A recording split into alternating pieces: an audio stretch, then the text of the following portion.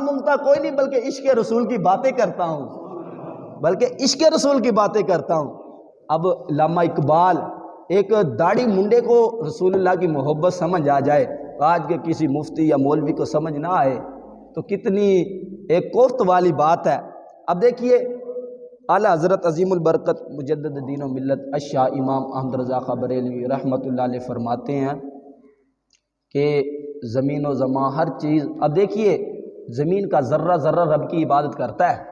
یہاں تک کہ جو پہاڑ سے گرتا ہوا، جھرنوں سے گرتا ہوا پانی ٹپ ٹپ نہیں کرتا، رب رب کرتا ہے، اور حشرات نباتات ہر چیز رب کی تسبیح بیان کرتے ہیں، لیکن خالق کائنات خود میرے مصطفیٰ کی ذات پر درود و سلام پڑھتا ہے،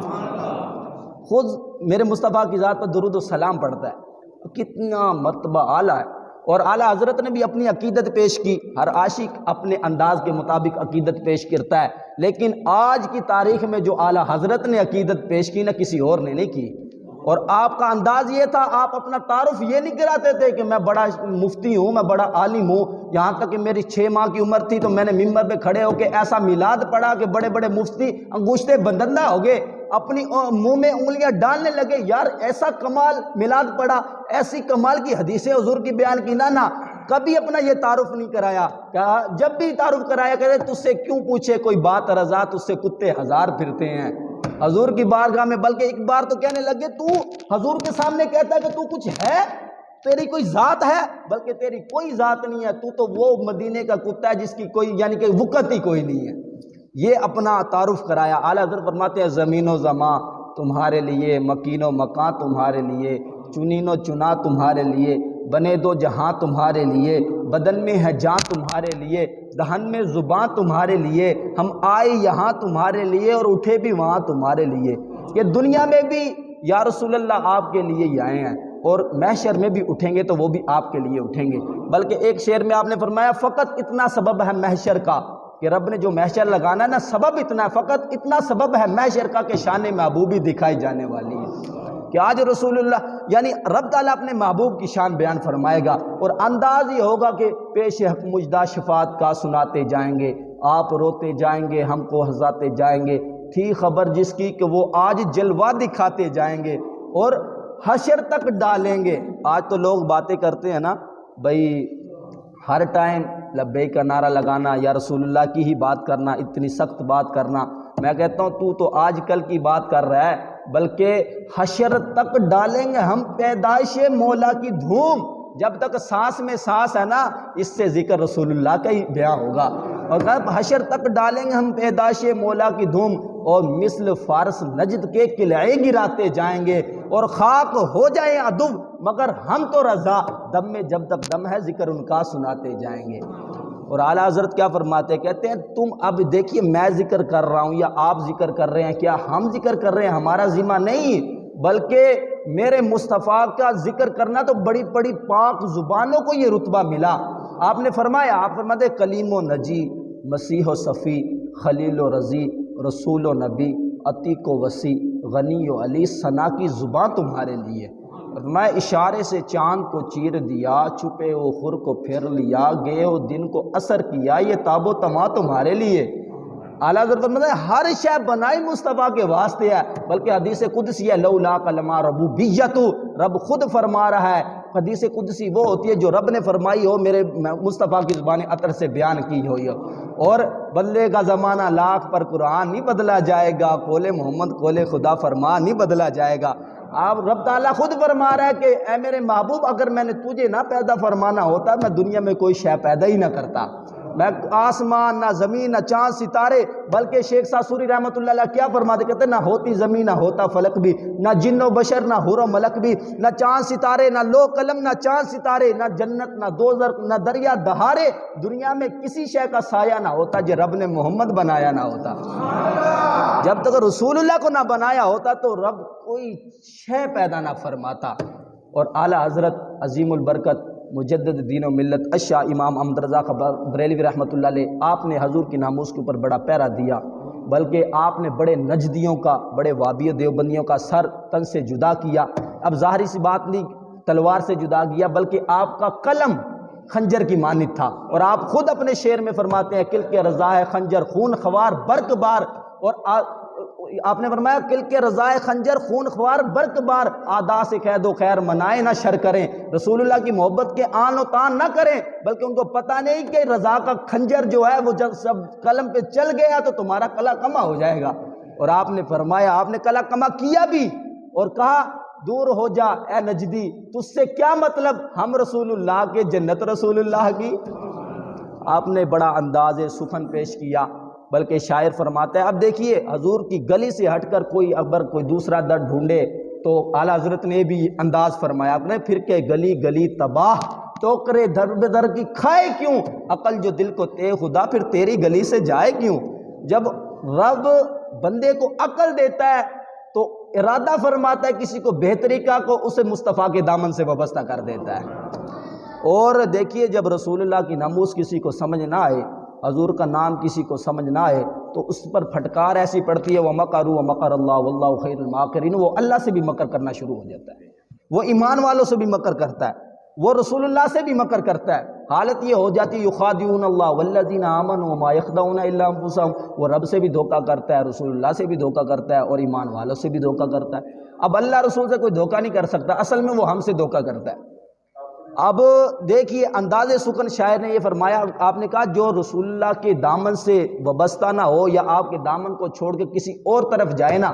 وہ کامل ایمان نہیں ہے، وہ مسلمان نہیں ہے، بلکہ ایک شعر میں فرمایا کہ مستند رستے وہی مانے گئے، کہ پختہ رستے جو جنت کی طرف جاتے ہیں وہ ایک ہی ہے، وہ مدینے کی گلی ہے۔ جب رسول اللہ کے دامن سے وابستہ ہو جائے گا پھر تو جنتی بھی ہو جائے گا،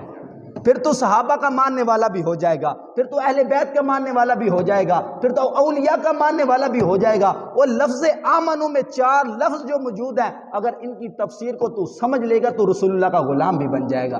اب دیکھیے میں اس بات کو بھی کرتا چلوں، لفظ آمنو اس میں الف بھی آتا ہے، میم بھی آتا ہے، نون بھی آتا ہے، واو بھی آتا ہے۔ علامہ سیوطی رحمۃ اللہ علیہ نے، جلال الدین سیوطی رحمۃ اللہ علیہ نے، آپ نے تفسیر جلالین میں اس کی تفسیر کرتے ہوئے یوں فرمایا، آپ فرماتے ہیں کہ لفظ آمنو میں جو پہلا الف آتا ہے اس کا معنی ہے کہ رب کو ماننا، اور میم کا معنی ہے کہ رسول اللہ کو ماننا، یعنی محمد عربی صلی اللہ علیہ وسلم کو ماننا، اور نون کا معنی ہے تمام نبیوں کو ماننا، اور واو کا معنی ہے تمام ولیوں کو ماننا۔ تو ہمیں خوشی نہیں ہونی چاہیے کہ ہم وہ اہل سنت و جماعت ہیں جو نبیوں کو بھی مانتے ہیں، جو ولیوں کو بھی مانتے ہیں، رسول اللہ کو بھی مانتے ہیں، اولیاء کو بھی مانتے ہیں۔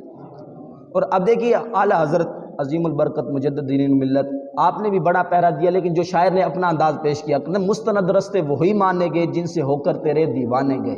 یعنی جو جس رستے سے رسول اللہ کا دیوانہ گزر جائے آج کا رستہ اس رستے کی برابری نہیں کر سکتا، بلکہ آج کا کوئی کامل صوفی جو یعنی داتا علی اجویری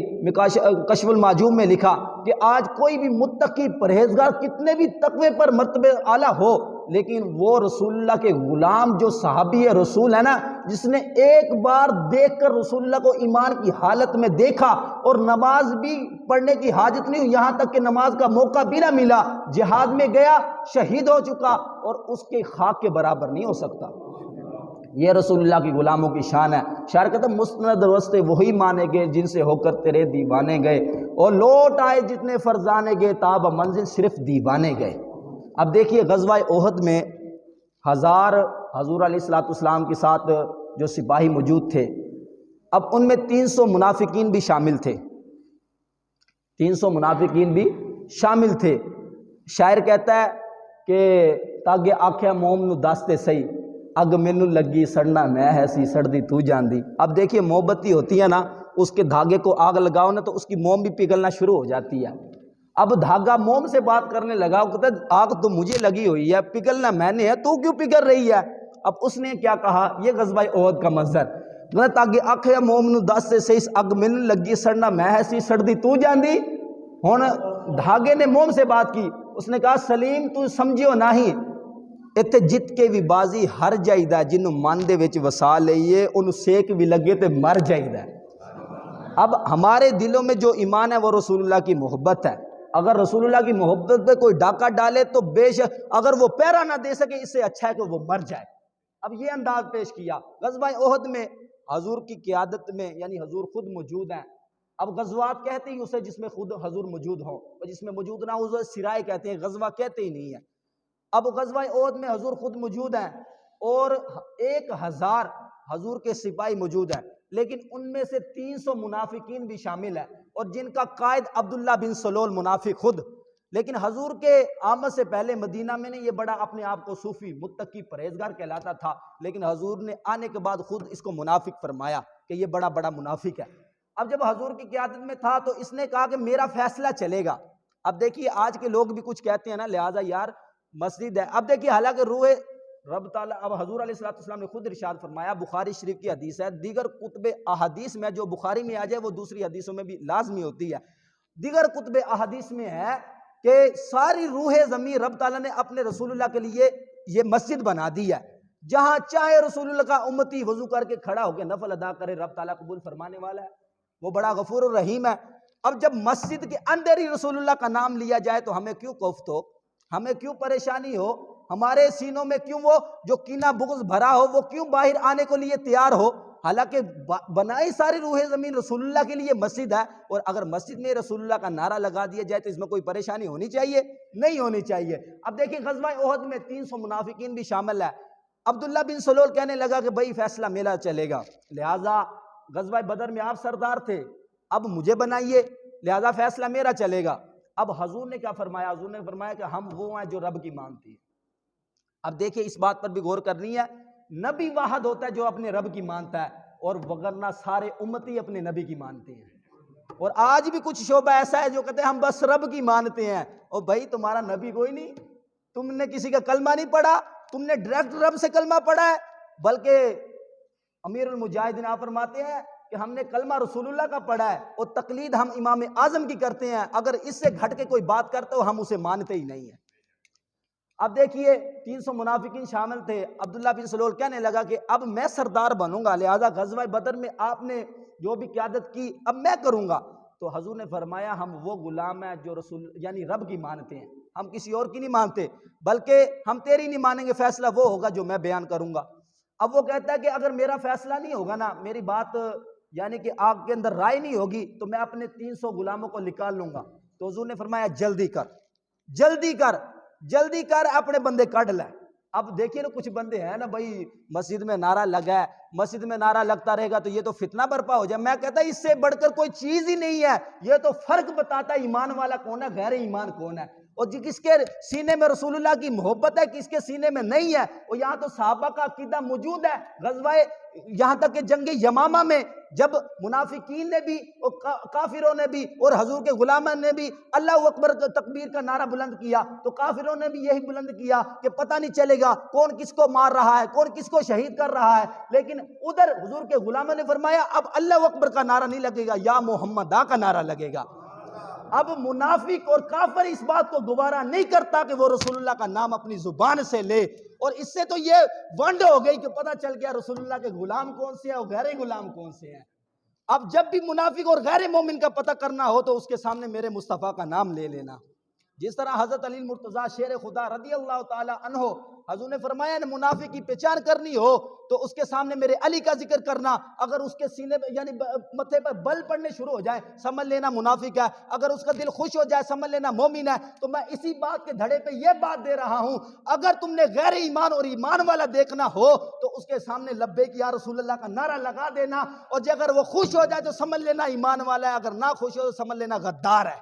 یہ منافق ہے، منافقت کر رہا ہے رسول اللہ سے۔ اب دیکھیے غزوہ احد میں عبداللہ بن سلول نے کہا نا میرا فیصلہ چلے گا، تو حضور نے فرمایا نہیں، ہم وہ غلام ہیں جو اللہ کی مانتے ہیں اور ہم اللہ کے سوا کسی کی نہیں مانتے، اور امتی وہ ہیں جو یعنی کہ اپنے نبی کی مانتے ہیں۔ اب دیکھیے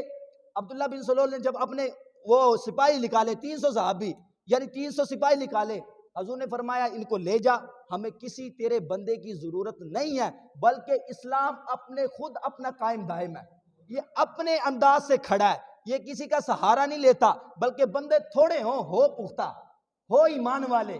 ہو رسول اللہ کی محبت والے۔ اب دیکھیں منافقین کو سمجھ لو کہ آج کی زبان میں دور کر دیا حضور نے کہا دوڑ جاؤ چلے جاؤ، تمہاری کوئی ادھر خیر نہیں ہے، تم کہتے ہو کہ تمہارا فیصلہ چلے گا، نہ فیصلہ صرف میرا چلے گا۔ اب دیکھیے یہ وہ منافقین جو حضور کی صفوں میں شامل تھے، اب یہ کیسے شامل ہوئے؟ اب اس سے پہلے یہ نمازیں بھی پڑھتے تھے، اس سے پہلے یہ روزے بھی رکھتے تھے، حضور کے اتنے قریب یعنی رہتے تھے، حتیٰ کہ میں نے پہلے بھی درس میں بات کی، یہاں تک کہ یہ حضور کے نالین کو سر پہ رکھنے کے لیے تیار تھے، لیکن سینے میں تالا لگا ہوا تھا۔ یخادعون اللہ والذین آمنوا ما یخدعون، زبانوں سے، زبانیں بڑی میٹھی تھی، اپنی زبانوں سے بڑا بہلاتے تھے کہ ہم رسول اللہ کے بڑے غلام ہیں، اور بڑے رسول اللہ کے نام زدہ ہوتے تھے۔ لیکن اس بات کو سمجھیے گا، جب وقت آیا، جب دین اسلام کے لیے وقت آیا، سینہ ڈانے کا وقت آیا، تو پھر یہ انہوں نے پشت دکھائی، یہ پسے پشت ہوئے۔ اس سے پتہ چلتا ہے جب ایمان کے اوپر کوئی خطرات ہو، اس وقت جو کھڑا ہو جائے وہ رسول اللہ کا غلام ہے۔ صرف نعرہ لگانا نہیں، صرف نماز پڑھنا نہیں، صرف روزہ رکھنا ہی نہیں، بلکہ جب بھی دین اسلام پہ کوئی بات آ جائے تو وہ سینہ تان کے کھڑا ہو جائے، اور وہ کہے کہ ادھر آ تو ستم گر آزما، ہم ہنر آزمائیں، کہ میرا سینہ جو ہے، تو رسول اللہ کے اوپر بات تو بھونکتا ہے، تو رسول اللہ کی جو بات کرتا ہے، پہلے تو میری لاش سے گزر، پھر رسول اللہ کی بات کرنا، پھر رسول اللہ کے نام کی بات کرنا۔ اب دیکھیں علامہ اقبال نے کیا فرمایا، اس نے کہا میں اس گلی کا فقیر ہوں، کوئی عام فقیر نہیں ہوں، اس گلی کا فقیر ہوں جو کہتے ہیں جو مانگ لیا اور بھی کچھ مانگ، یہ سرکار کا در ہے در شاہ تو نہیں، جو مانگ لیا اور بھی کچھ مانگ۔ اور جو لوگ کہتے ہیں نا کرم ان کا ہے محدود، کہ حضور یہ دے سکتے ہیں، حضور یہ نہیں دے سکتے، ان لوگوں کی باتوں پہ نہ جا، بلکہ اور بھی کچھ مانگ۔ کیا مانگتا ان سے؟ جو لی ہی میری تنگ تھی، کیا مانگتا ان سے؟ وہ تو کہتے رہے ذرا مانگ، ذرا اور بھی کچھ مانگ۔ لمحہ فرماتے ہیں میں اس گلی کا فقیر ہوں کہ میں مانگتا کوئی نہیں ہوں، بلکہ عشق رسول کی باتیں کرتا ہوں۔ اور آپ نے خود ارشاد فرمایا علامہ اقبال نے، اب دیکھیے نام سے کسی کو چڑ ہو گئی، یہ تو ہماری پریشانی نہیں ہے، یہ تو وہ اپنے سینے میں، اپنے گریبان میں جھانکے کہ میں مسلمان کس نام کا ہوں، میں کس کا کلمہ پڑھتا ہوں، اور کلمے پہ غور کرے، لا الہ الا اللہ محمد رسول اللہ۔ کہیں رب تعالیٰ نے اپنے محمد عربی کا یعنی ذکر تنہا نہیں چھوڑا، جہاں اپنا ذکر فرمایا وہیں رسول عربی کا ذکر فرمایا۔ وہ غور کرے، گریبان میں جھانکے، اور علامہ اقبال نے فرمایا نہ ہو یہ پھول تو کلیوں کا تبسم بھی نہ ہو، چمن دہر میں بلبل کا ترنم بھی نہ ہو، نہ ہو یہ ساقی ہو تو میں بھی نہ ہو، خم بھی نہ ہو، بزم توحید بھی اس دنیا میں نہ ہو، تم بھی نہ ہو، بزم افلاح کا استادہ اسی نام سے ہے۔ یہی بات ہے کہ یہ جو لیلا آسمان کھڑا ہے نا، یہ زمین جو بچھی ہوئی ہے نا، یہ فراش و اردم فی السماء، یہ جو حشرات نباتات نظر آ رہے ہیں نا، یہ تمہیں یہ موسم میں یہ چہچہانا، یہ مہکتی ہوئی کلیاں نظر آ رہی ہیں نا، ان کا کوئی اور سبب نہیں ہے، یہ رسول اللہ کی نام کی وجہ سے موجود ہے، رسول اللہ کی نام کی وجہ سے موجود ہے۔ ٹائم بڑا کم ہے، میں اعلیٰ حضرت کی طرف لیے چلتا ہوں، بات بڑی قلیل تھی، مواد زیادہ تھا، لیکن ٹائم بڑا تھوڑا ہے، بات کو جلدی مکانا ہے۔ اب دیکھیے اعلیٰ حضرت عظیم البرکت مجدد الدین و ملت الشاہ امام احمد رضا خاں بریلوی رحمۃ اللہ علیہ، آپ نے رسول اللہ کی ناموس کا پہرا دیا تو ڈٹ کے دیا، یہاں تک کہ آپ نے کعبۃ اللہ گئے تو آپ کے پاؤں میں نہ کانٹا چبھا۔ اب محبت والوں کا اپنا انداز ہوتا ہے، اب دیکھیے کانٹا چبھا تو مریدوں نے کہا حضور نکال دیتے ہیں، آپ نے کہا نہ نکالنا نہیں ہے، یہ رسول اللہ کی مدینے کی گلی کا کانٹا ہے، بلکہ کہا ان کی حرم کے خار کشیدہ ہے، اس لیے کشیدہ کہتے ہیں جو کانٹا آگے پیچھے سے موٹا ہو آگے سے باریک ہو، کشیدہ یعنی باریک۔ آپ نے کہا ان کی حرم کے خار کشیدہ ہے، اس لیے آنکھوں پہ آئے سر پہ رہیں دل میں گھر کریں، اور یہ پاؤں میں چبھا اس کو سینے میں چبھنا چاہیے تھا، یہ میرے رسول اللہ کی گلی کا کانٹا اس کو تو سینے میں چبھنا چاہیے تھا۔ اب وہی اعلیٰ حضرت اب کعبۃ اللہ گئے، آپ کے پاؤں میں کانٹا چبھا، آپ نے یہ شعر پیش کیا، یہاں تک کہ نا کعبہ میں شور ہو گیا، جس طرح آج کے لوگ باتیں کرتے ہیں، بھئی یہ کیسی بات کر رہا ہے، یہ تو ہم نے مسئلہ پہلے سنا ہی نہیں ہے، اور میں تجھے تیرے مقدر پہ کیا کہوں، تیری نصیب کو میں کیا پکاروں، تو نے نہیں سنا تو بدبخت ہے، تو نے نہیں سنا، تو نے قرآن کو پڑھا ہی نہیں تو میرا اس میں قصور کیا ہے، تم نے حدیث کو جانا ہی نہیں، کسی عالم سے پڑھا ہی نہیں تو اس میں ہمارا قصور کیا ہے۔ اعلیٰ حضرت عظیم البرکت کعبۃ اللہ کے سامنے گئے، کعبے میں شور ہو گیا، حضور یہ وہ بندہ ہے، یہ وہ احمد رضا ہے کہ یہ اللہ یعنی رسول اللہ کے علم کو اللہ کے برابر کا علم کہتا ہے، حالانکہ حضور آپ فرماتے نہیں تھے، لیکن شورا تھا نا، منافقوں نے یہ شورا کیا، بات بڑھائی، تو اعلیٰ حضرت سے سوال ہوا، اعلیٰ حضرت سے سوال ہوا بھئی تو رسول اللہ کا علم اللہ کے برابر بتاتا ہے، لہذا تو ایسے کر ہمیں اس سوالات کے جواب دے، اور سوال بڑا تھا، اب محبوب ربانی الشیخ عبد القادر جیلانی رحمت اللہ علیہ، آپ کہتے ہیں تیری سرکار میں لاتا ہے رضا اس کو شفیع۔ اعلیٰ حضرت خود پکارتے ہیں کہ میرے یعنی کہ جو پیر ہے نا وہ غوث اعظم ہے، اور آپ نے شعر پیش کیا، آپ کہتے ہیں تیری سرکار میں لاتا ہے رضا اس کو شفیع، جو میرا غوث اور لاڈلا بیٹا تیرا۔ حضور آج بڑا سوال ہے، آ جائیے غوث پاک سے عرض کی، حضور آپ کہتے ہیں میرا مرید مشرق میں ہو میں مغرب میں ہو تو وہ مجھے پکارے تو میں کڈ نہیں لگنے دیتا، لہٰذا آج بڑا سوال ہے آ جائیے۔ تو اتنے میں حضور بھی تشریف فرما ہوئے، غوث اعظم بھی تشریف فرما ہوئے، شیر خدا بھی تشریف فرما ہوئے، بائیں جانب غوث اعظم بیٹھے ہوئے ہیں، بیچ میں حضور تشریف فرمائے، دائیں جانب شیر خدا بیٹھے ہوئے ہیں۔ اب سارا معاملہ وہی تیری سرکار میں لاتا ہے اس کو رضا شفیع۔ اعلیٰ حضرت نے پکارا غوث اعظم کو تو غوث اعظم نے عرض کی رسول اللہ کو، تو رسول اللہ خود تشریف فرما ہوئے، بلکہ مولانا علی شیر خدا بھی ساتھ تشریف فرما ہوئے۔ اب اعلیٰ حضرت کہتے ہیں میں نے اب کتاب لکھی جس کا نام آج الدولۃ المکیہ ہے، کسی بھی لاہور سے لے لو ناروا سے لے لو مل جائے گی، حضور کے سوالوں پہ وہ جواب لکھے، آج قیامت تک ان کا کوئی جواب نہیں دے سکتا۔ آپ نے الدولۃ المکیہ پوری 700 صفحے کی کتاب لکھ ڈالی، اور 2-3 دن میں نہیں بلکہ 7 گھنٹوں میں لکھ ڈالی، اور کسی کتاب کو دیکھا بھی نہیں۔ سارا کتب خانہ بریلوی میں پڑا ہوا تھا، لیکن سینے میں عشق رسول تھا، سینے میں وہ چراغا تھا نا،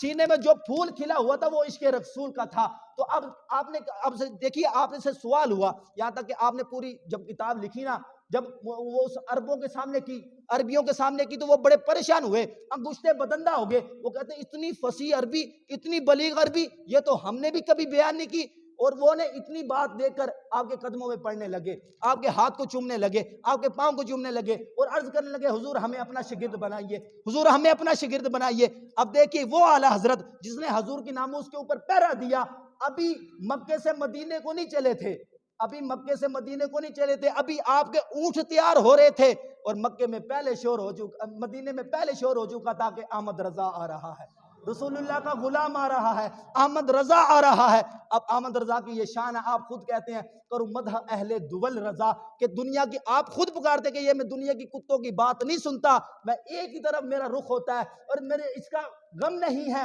کہ بدل گیا زمانہ، یا رسول اللہ میری زندگی ہے تجھ سے کہیں تو بدل نہ جانا۔ آپ کہتے کرو مدح اہل دول رضا، پڑے اس بلا میں میری بلا، میں گدا ہوں اپنے کریم کا، میرا دین پارائے نہ رہی۔ اور آپ کہتے ہیں یہ رضا کے نیزے کی مار ہے، یہ عدو کے سینے میں غار ہے۔ یہ جو باتیں کرتے ہیں نا حضور کی گھٹ گھٹ، کہتے ہیں یہ رضا کے نیزے کی مار ہے، یہ رضا کا جو قلم ہے نا اب یہ پھرے گا تو یہ نجدیوں کے قلم سر سے جدا یعنی تن سے جدا کرتا جائے گا۔ اور کس طرح کہ یہ رضا کے نیزے کی مار ہے کہ عدو کے سینے میں غار ہے، کسے چارہ جوئی کا وار ہے، ہر وار وار سے پار ہے۔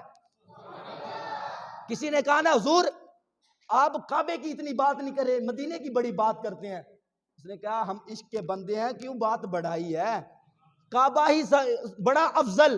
طیبانہ صحیح زاہد، ہم عشق کے بندے ہیں کیوں بات بڑھائی ہے۔ اب دیکھیے ایک طرف حضرت عثمان غنی ہو سفیر بن کے حضور کے جائے، جب کفار مکہ کہے کہ بھئی حضور کو طواف نہیں کرنے دیں گے لہذا تم کر لو، تو حضرت عثمان نے کہیں اے کعبہ میں تجھ سے بات کر رہا ہوں، میں تجھ کو نہیں جانتا تھا۔ یہ تو رسول اللہ کی حکمت عملی ہے کہ رسول اللہ نے ہمیں آپ کے در پہ جھکا دیا، ہم ویسے نہیں جانتے تجھ کو۔ حضرت عمر فاروق حجر اسود سے خطاب کر دے کہ میں تجھے ویسے نہیں چومتا، اور ہو سکتا ہے نہ اب بھی نہ چومتا اگر تجھ کو میرے رسول اللہ کے لب نہ لگے ہوتے۔ اب اعلیٰ حضرت عظیم البرکت مجدد دین الملت الشاہ امام احمد رضا بریلوی رحمۃ اللہ، آپ نے فتاوی رضویہ میں نا آپ نے لکھا کہ حشر والے دن حضور علیہ السلام رب کے سامنے 2 ہفتہ سجدہ کریں گے، اور جس کا ایک دن دنیا کے 50,000 دن کے برابر ہے۔ غور کریے، اب حضور ہمارے لیے 2 ہفتہ سجدہ کریں گے، اپنا امامہ بھی اتار دیں گے، حتیٰ کہ خالق کائنات خود اپنے شان کے مطابق اپنے دست قدرت سے حضور کو اٹھائیں گے۔ اب میں اس بات کو لیے آگے چلتا ہوں کہ حضور ہمارے لیے 2 ہفتہ سجدہ کریں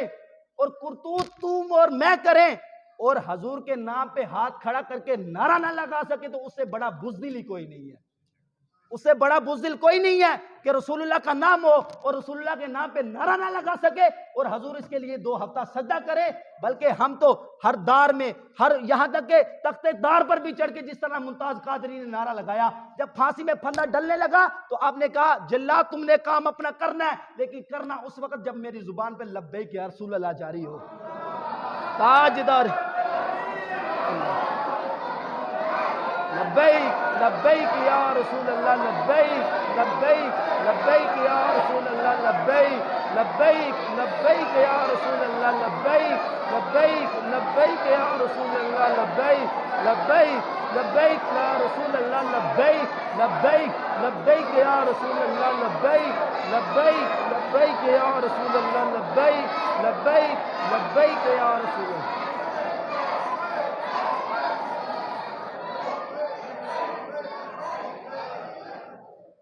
انہیں جانا انہیں مانا نہ رکھا غیر سے کام، للہ الحمد میں دنیا سے مسلمان گیا وما علی الا البلاغ.